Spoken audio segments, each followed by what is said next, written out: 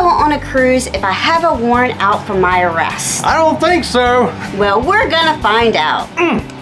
Cruise lines typically do not conduct a background check on passengers, but there are some things you need to know if you or someone in your party has a warrant out for their arrest.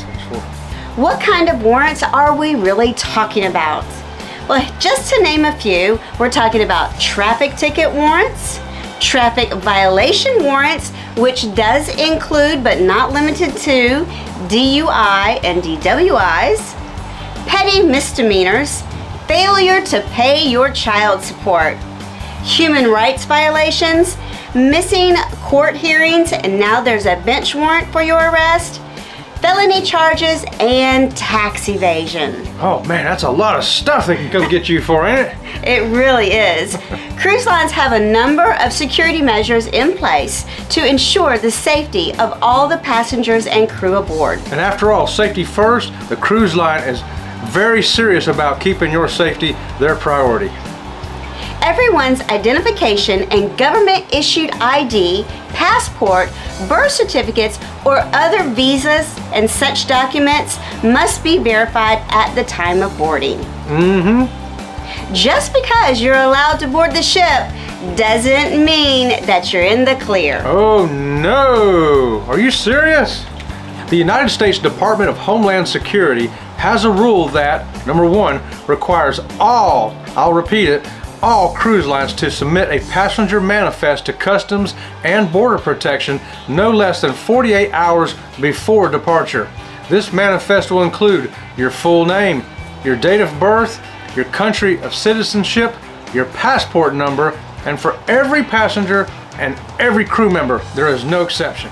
Therefore, 48 hours prior to the sailing, the Border Patrol agency has basically briefly scanned the list of passengers, crew members, and the documents that they're presenting.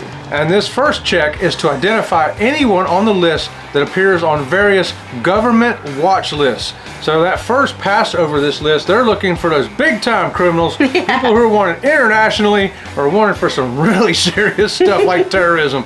But that list also includes if you have ever been banned from air travel in, to, or from the United States. That's right. If you get banned on the airlines, you're probably not going to be able to go cruising. The second check takes place after the ship departs the port. A list of passengers is now resubmitted, and this list is verifying every person that is currently on board that vessel. Now, the Border Patrol and the Homeland Security do a more extensive look at this list. That's right, they're getting their magnifying glass out now, and they're looking for more in-depth crimes. At this point, it is very possible that your warrant has been recognized, but you have not been notified. You may not even know that they have found you out. You're under the impression that your vacation went off without a hitch. Until you get home. Guess what? When you get home, many passengers have been greeted at the port by law enforcement officers and arrested because of an active warrant. So keep in mind, this also pertains to probation violations. And we have actually witnessed this getting off the ship. We said, what are the cops doing out there? And then we saw them taking some people away in handcuffs. So remember that just because you're going on a cruise, you still have to notify your probation officer.